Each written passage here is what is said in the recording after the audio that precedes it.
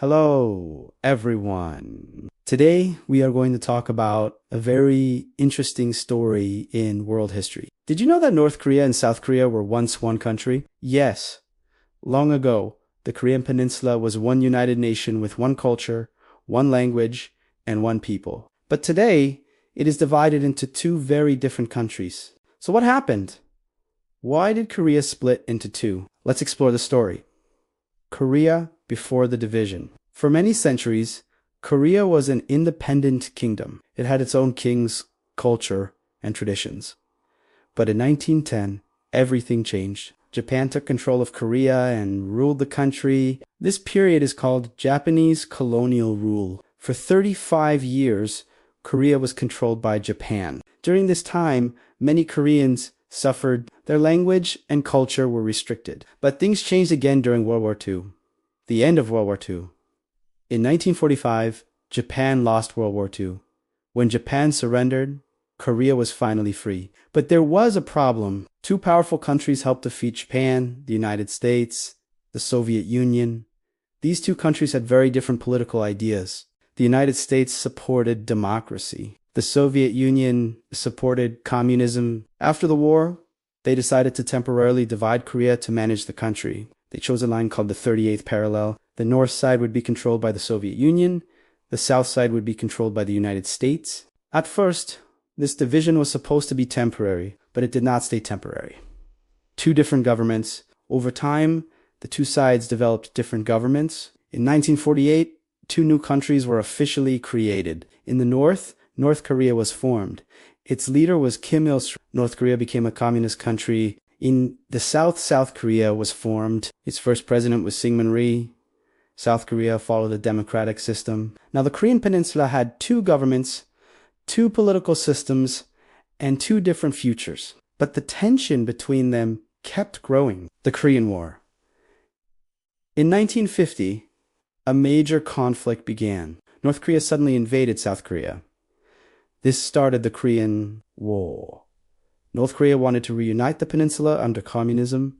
South Korea wanted to remain independent. Many countries became involved. The United States and United Nations supported South Korea. Meanwhile, China supported North Korea.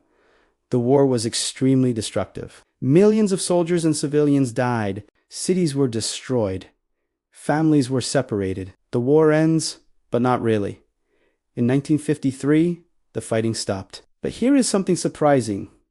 The war never officially ended. Instead of a peace treaty, the countries signed an armistice agreement, which means a ceasefire. This created a border called the DMZ, Demilitarized Zone. The DMZ is one of the most heavily guarded borders in the world. It separates North Korea and South Korea even today. Families who were separated during the war often never saw each other again.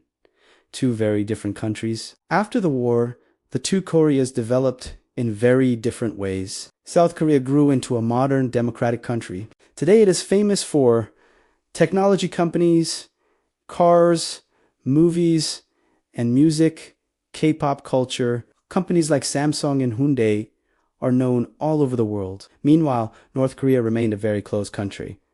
Its government controls most information. The country has been led by the Kim family for generations, including Kim Jong-il, Kim Jong-un. Today, North Korea is one of the most isolated nations in the world.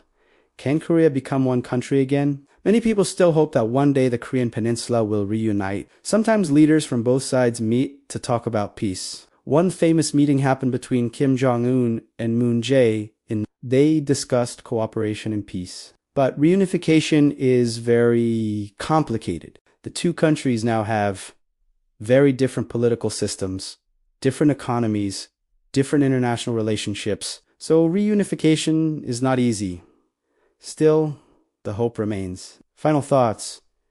The story of Korea teaches us something important. History, politics, and war can change a nation's future. A country that was once one people became two separate worlds. Even today, the border between North Korea and South Korea reminds us of the past, but it also reminds us how important peace is. Maybe one day, the Korean Peninsula will become one country again. Only time will tell.